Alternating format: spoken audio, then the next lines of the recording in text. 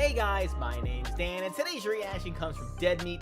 This is Ice 9 Kills, The Silver Scream, 2018 kill count, and I do believe this is yet another first for the Dead Meat channel, covering a metal band who made an album based off of different horror characters and horror themes, and basically made a whole bunch of music videos and turned it sort of like into a movie with the music sort of being the background to everything, which was it's just so awesome to say, because it's combining some of my favorite things being metal music and horror movies. So this was certainly a lot of fun to kind of research in a way, because before this I haven't really heard Ice 9 Kills. I heard a few of their songs, like I heard Rainy Day a few times, but that was really it. And then sort of diving into the music videos and then listening to both of the albums that they did for horror.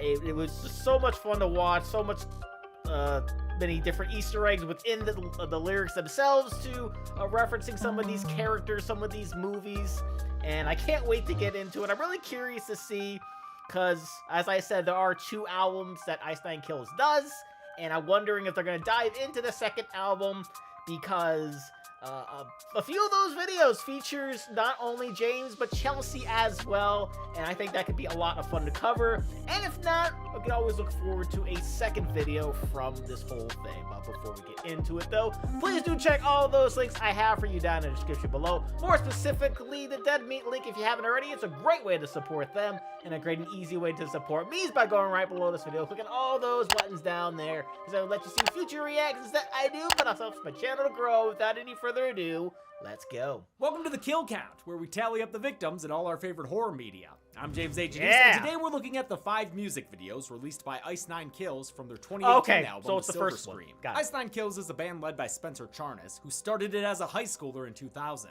After some ska punk years, they veered towards metal, then added more theatricality and gimmicks. It began with their first album under Fearless Records, 2015's Every Trick in the Book, where each song was based on a novel like Dracula or Animal Farm. And when I say they got gimmicky, I don't mean it in a negative way. Not at all. Sometimes you need a gimmick to get people to check out your work. A gimmick like, you know, counting kills. Yes! The 2018 follow-up to Silver Scream put Ice 9 Kills on another level, both thematically and in popularity, since it became their best-selling album at the time. Each of its 13 songs is about a different horror movie, from The Shining to the Texas Chainsaw Massacre. Since then, Ice 9 Kills has become a welcome part of the horror world. Dead Meat fans encouraged us to interview Spencer on the podcast, and ever since then, we've been good friends with him and his partner Nadia. Inc. released 5 music videos of songs from the album, with an overarching plotline involving Spencer seeing a therapist. What is this, The Sopranos? The songs reference horror hits like Friday the 13th, Nightmare on Elm Street, and It, and the videos see Spencer reenacting these films, mostly as deranged nightmares. The Silver Scream plays out like fan fiction of sorts, but every song and video is made with love. Ice 9 Kills isn't just trying to tap into a pre-made fan base using the horror genre. Spencer is a lifelong fan who finally gets to let his horror freak flag fly proudly, all while introducing his own fan base and fellow band members to the genre. And I also love he brought up that line, because that's the name of the song, I think, right? It's like Freak Flag Fly. Hold on, let me do this in real time here. Let's go Silver Scream. The song is in fact called Freak Flag, so there you go. I never really met anyone in my friend groups that loved horror. I was always the one that kind of like beat it over their head, like, you guys gotta watch this. And whether they liked it or not, I just made them watch it. And that's kind of just been my story for the rest of my life. His interest in horror had been present in his work since at least their second album in 2010, with the song Buildings Burn, People Die, named after a quote from The Crow. Oh yeah! People die, but real love is forever. He's always worn his fandom on his sleeve, and now his love of horror is part of his career. Trust me, I can respect that. Yes, I'm sure you can. Oh! Mr. Denise, you've been coming to this office for 6 years let's do telling the me about thing! these kill counts, as you call them, and we've been making no progress towards your delusions of YouTube fame. Oh. Actually, I'm glad you interrupted me, because I forgot to talk about today's sponsor, Yeah. Fume. You know you are paying for this appointment, right? Fume is a new approach to breaking bad habits, but unlike the old approaches that involve chemicals, vapors, and electronics, Fume is completely natural, using only flavored air. Tell me, Doc, are there any bad habits you've been trying to break? Well, not that it's any of your business, but I have been trying to drink less. Though I am a bit of a drink girly, and I do like having something fun to sip on. And there's nothing wrong with wanting a fun little flavor throughout your day. But now you can get it in a much more controlled way. Plus, if you're anything like me, I pray that I'm not. you can be a bit of a fidgeter when you're stressed. God. But the fume is also great to fidget with. Seriously, I was expecting to just keep this in my pocket when I wasn't using it. But it feels good in your hand. And with movable parts and magnets, it's a great little fidget toy. Yes, well, I suppose I'll look into this fume device after we're done discussing your... Great! Switching to fume is easy, and with 100,000 customers and thousands of success stories, that can be you too. You can try the Journey Pack for 10% off by going to tryfume.com/deadmeat10 or scanning the QR code and using code deadmeat10 to get 10% off. Huh, where was I? Oh, yeah, the kill count. I really think we should discuss your... How many kills can you fit into a series of music videos? You might be surprised. Let's get to them. Yeah, there was quite a few. The series begins with a music video for The American Nightmare, lead single off the album, no relation to Cody Rhodes. Nope. Spencer Charnas, so-called burgeoning rock star, is seeing a new therapist. May I call you Spencer? Sure, everyone calls me Spencer. Excellent. Dr. Ian Black here is an insecure psychologist, which is a lot less fun to deal with than a frontier psychiatrist. Seriously though, dude's a dick. Karen, you have a beautiful mouth. Pick up a telephone and let's see if we can make it do something useful, shall we? He's hoping he can ride Spencer's mental problems straight to the bank and get published like his rival colleagues have. Spencer's been having disturbing nightmares, and the first one he relays is about a girl being hunted by a murderous dream demon. The girl is played by Jessa Smith Campbell, who's double casting as Black's receptionist Karen is lampshaded. She actually looks very similar to your receptionist. She's the only one in town who knows the dead teenager epidemic isn't self-inflicted. I repeat, is not self-inflicted. You hear me, YouTube? Oh, yeah. These Yeah, teens we are got being it. murdered by the bastard of Elm Street. The deaths upset her, so she tries to sleep it off, only for the dream demon to pop up and suck her through his bed hole. It's a nod to Glenn's fate in A Nightmare on Elm Street, only without the upside-down room and gallons of blood. She strikes out attacking the demon, who is of course Spencer himself in Freddy Krueger makeup. Spency Krueger not only interrupts her sleep, he's invading her TV time too. He chases her up and down a dark street in the suburbs, but she wakes up IRL before the knockoff can knock off this final girl. She realizes she can pull him into her world, bitch, and springs a plan to beat him down with a baseball bat. But Spencer says this is the part of the dream where he always wakes up, robbing us of a conclusion to this narrative. Dr. Black gets Spencer to agree to months of expensive therapy and tells him to get some drugs from his colleague Dr. Nancy Stonebridge, a psychiatrist. She's played by Nadia Teichman, Spencer's real-life partner and a gregarious gem of a human being. Nice. Based on his violent dream, Dr. Black thinks Spencer is a budding psychopathic murderer. It's the perfect answer to his career slump, as he plans to write about Spencer and become rich and famous. Obviously, kill counts are narrative-driven, but these are music videos, so I want to comment on the songs. Even though, and I must stress this, I am not a music critic. I've always been open to metal, although it was usually of the new variety, a la System of a Down, one of my favorite bands. Still, in college, I drove to Cleveland to see Symphony X. So Nice! the theatrical metal of Ice Nine Kills instantly appealed to me. Not to dig a hole with metal fans, but I think their music is considered metalcore, an apparently divisive subgenre that's a crossover between heavy metal and hardcore punk. Yep. Of course, everyone has their own idea of what that means exactly, Yep. or which bands that includes. I don't really care what you call this music, because I like it either way. Same. Spencer's clean vocals are wonderful to listen to, especially during the enjoyably catchy chorus. The American nightmare with American dreams of counting the bodies while you can say. They're exceptionally good. complemented by the screams and growls of Justin DeBleek, aka JD, vocalist and lead guitarist for the band from 2009 to 2019. It's beautiful when JD and Spencer are screaming and growling 100%. in unison. Also, as a wannabe drummer, I really like Patrick Galante's little tom run here. The lyrics are a lot of fun for horror fans, with kill count like wordplay. God, I really hope this video doesn't get copyrighted.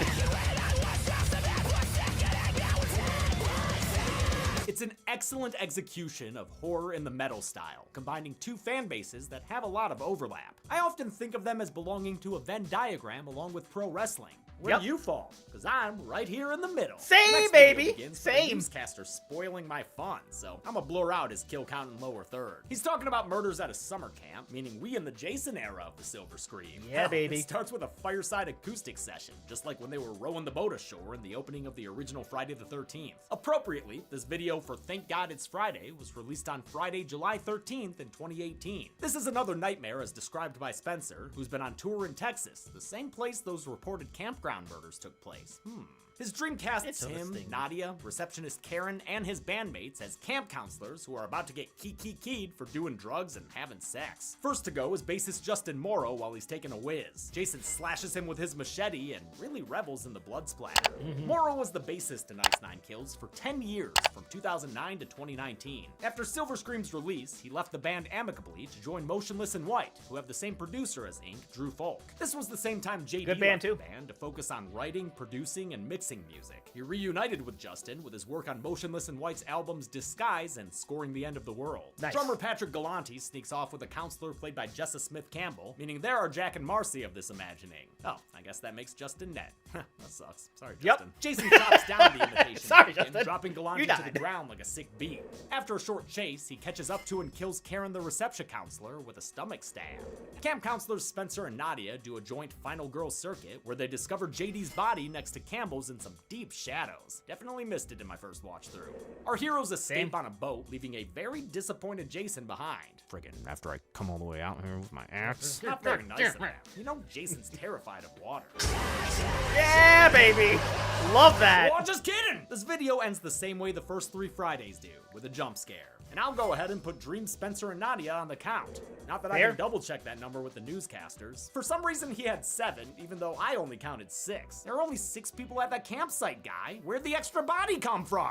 Hope that mofo writes better than he counts, since it's a character named Roy Merkin, who's also the credited author of the novelization of these music videos. All 5 videos were directed by Daniel Hurahan, who had to wade into the lake and find their one and only hockey mask when it fell off during a take of the canoe Oh, jump no. scare. These were low-budget productions, at least at first, but thankfully they got some free set deck at their shooting location, the abandoned Camp Winnetasca in Ashland, Massachusetts. Very Though nice. it had closed 3 years earlier in 2015, there were still children's finger paintings left behind. We definitely kind of lucked out with some really great production value for little cost in terms of the filming of the story. The first 2 videos were filmed within a week and came out while Ice Nine Kills was doing Warped Tour. Spencer says he noticed an impact right away. Kids already knew the words, and the video had just come out a couple of days before. That's As cool. far as my inexpert opinion about the song goes, I like it. The lyrics frame Jason as the mama's boy he is, with Pamela Voorhees getting to say the track title. It's Friday. They also make sure to mention the thing that bothers Jason the most. I love how the chorus is introduced as a campfire tune. before Fantastic. It's sung for the rest of the song.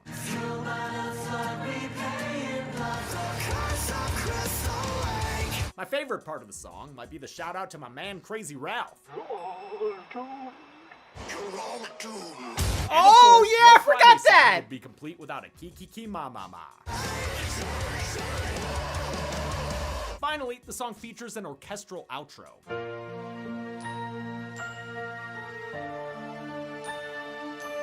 It's sappy and extensive, a perfect nod to Harry Manfredini's score preceding the Swamp Boy Jason jump scare. With such a downer ending to his dream, Dr. Black picks and prods at Spencer's past. Spencer is evasive and leaves for his next show in LA, but not before spying on his quack and listening to him over a mic he planted in his office. Dr. Black turns this into spy versus spy, but he's so fucking bad at it. Makes me mad. He follows Spencer to Jocko's Bar and Kitchen in Waltham, Massachusetts. It's hard to hear over the walla, but the song playing there is actually She's the Same, the first song Ice Nine ever wrote back in 2000 or 2001. It's okay. definitely a different sounding band. Spencer winds up drugging the doc's drink Kind of sounds very like ska punk like. at the bar, and when Dr. Black chugs it, we blurrily transition into the song. A Grave Mistake is inspired by The Crow, a movie I've sadly never talked about on this channel. For the record, it rules, even though It it has does. an awful fake Detroit. Like that movie, this song's video starts with 2 kills done by criminals. They murder Nadia's and Spencer's characters in black and white. Spencer returns from the grave and clowns out in the mirror until he's he's looking like Sting. He intercepts an alleyway mugging and kicks some ass, while a drugged-out Dr. Black watches from his ass. One guy pulls out a blade, but that only gets him killed via knife stabbing. His bud gets stomped to death, I'm pretty sure, judging by the red screen there.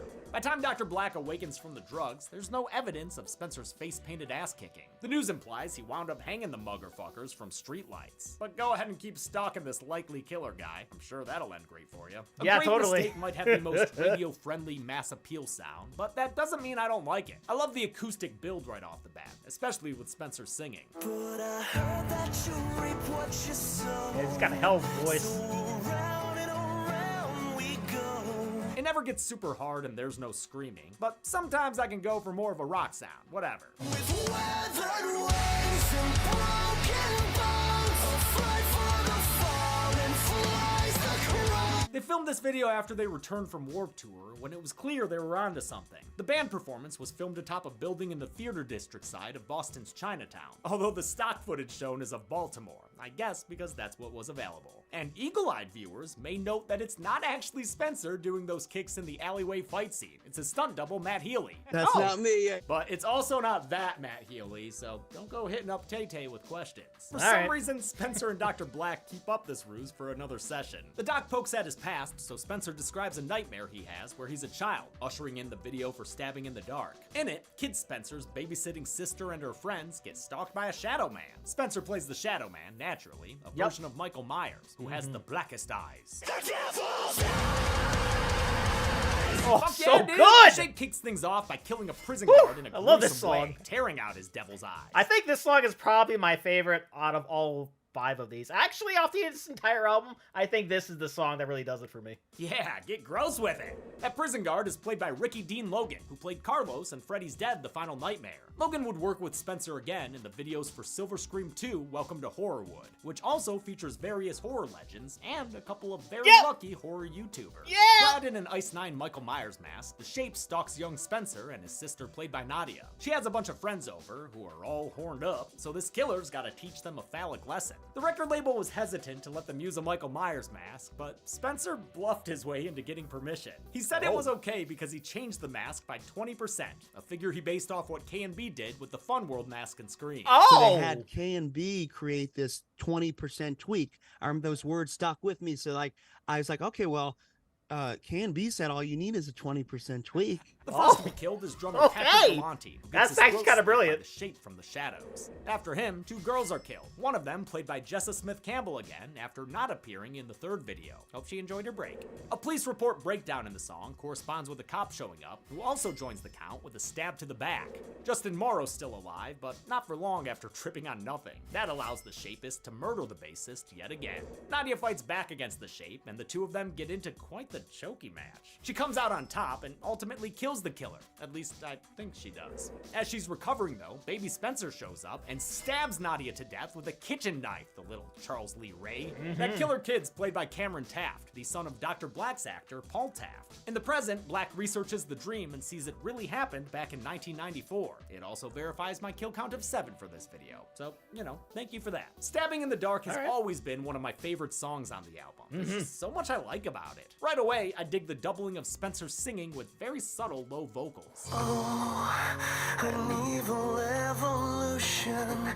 Then during the build, there's a buzzing clock sound when the lyrics talk about time, but it's mixed perfectly and fades out before it gets overpowering. When the hands of fate from the midnight hour. The chorus is just as catchy as A Grave Mistakes. Where the certainty of safety feels like stabbing in the dark. But the rest of the song goes way harder, which I love. Oh yeah! Day after day, night after night. Everyone's given So me good! a lot to listen to, including Galante with those solid kicks. And then the finger tapping. Oh, brilliant! I love it. For our fandom familiarity, we get the classic Halloween theme on guitar. And There's a that classic too. Halloween quote being screamed. You can't kill the boogeyman. The wooden pumpkin structure the band plays in front of here is at Haunted Overload in Lee, New Hampshire. You can see more of that place in a video by our friends over at Grim Life Collective. Spencer's been touring in his cute little sleeveless Freddy sweater, but he keeps showing up late with bloody body parts. JD tries to talk to him about it, but soon he and Justin wind up missing, according to a news notification seen by Dr. Black. Now he's knocking off the band. I'm going to be a bloody millionaire.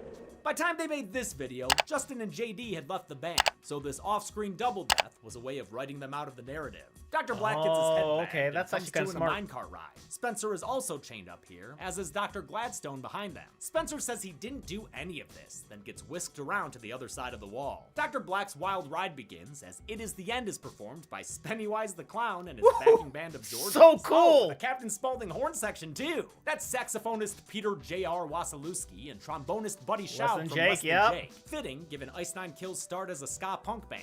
This marks the music video debut for the new and current lineup of Ice Nine Kills. Rhythm guitarist Ricky R. Molino did cameo in Stabbing in the Dark though, as the cop who got stabbed in the back. Meanwhile, bassist Joe Acuity composed the orchestral ending to Thank God It's Friday before he was ever an official part of the band. Finally, lead guitarist Dan Sugarman has a familial connection to horror. His uncle is Stu Charno, who played the unlikely survivor Ted in Friday the 13th Part 2. Nice. When we were trying him out, obviously he was an amazing guitarist, but as soon as he told me that his uncle was in Friday the 13th Part 2, I wouldn't have cared if he could play, two chords. You're in. The That's minecart fair, ride sees that's 4 fair. bodies on display along the track. 3 women, one of them played by Jessa Smith Campbell again, and one with a bag over its head, so who knows? It was a mannequin on set.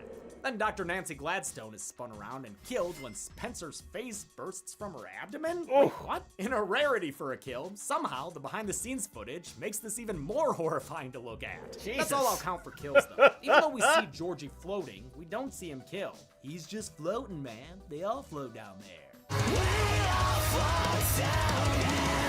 See? After a low-budget start to these videos, this final entry sees the band getting some money to play with. By the time we got to It Is the End, and we sort of had proven the concept to the label that, wow, these videos are actually like starting to make the band a lot more popular, they were willing to fork over some real money towards the end. Now they have the cash for stunt cables and green screen studios, and they definitely made the most of it. You can even hear them laughing out of joy from how good this all looks on set. Yeah, it The looks ride stuff is filmed amazing. at an amusement Like, park really called good. Canopy Lake Park in Salem, New Hampshire. Spencer loved filming there. This video is probably it's not my favorite song, but the video itself is just so damn good. Since he used to visit it as a high schooler from the nearby town of Swampscott. It Is the End is the most gimmicky song on the album, steeped in circus sounds, including little horns. And yet, it doesn't let that keep it from going pretty hard. Like most songs on the album, its chorus is an earworm, somehow bringing a bright, happy sound to a metal song about a killer clown.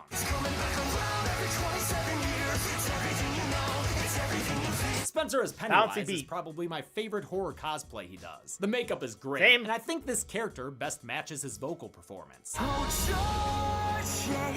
You can trust me, sweet child. And as a sax player, I'm always a fan of horns in my music, so I really dig Wasilewski's and Schaub's contributions. I couldn't believe it when Spencer let me join the band on stage to play this sax part at Silver ScreamCon a few weeks ago. Oh, that's awesome! Man. The song ends and Spencer That's reveals so himself cool. as the man behind the grease paint to Dr. Black. He admits to all these murders that he's been describing as mere nightmares and says he's here to get revenge on Dr. Black. Dude's not only a shitty doctor, Spencer blames him for the death of his sister long ago. I thought you killed them. Of course not. I was 9. What are you, crazy? Turns out back in 1994, Dr. Black got a guy named Floyd Schechter released from prison. The guy would go on to kill Spencer's sister and her friends, just like in the video for Stabbing in the Dark. Because of that, and the whole trying to write a book about him thing, Spencer has already poisoned Dr. Black. I woke you up and you had 30 minutes to live. About 30 minutes ago. Spencer leaves as the poison takes over, and Roy Merkin returns in a broadcast to say that Dr. Black was indeed found dead, alongside a note purportedly written by him taking credit for all these kills, including his own. Spencer was the only survivor of the whole ordeal, and after something like that, well, you should probably get some therapy. That's why 3 weeks later, Spencer's already talking to another doctor. Hope this one fares a little better. Probably won't, though. This video's closing news report is one of those cute ones with its own kill count. A trail of over 25 bodies across 3 states. Were they right with that count, or was it journalistic malpractice? Let's find out and... Oh! Yeah!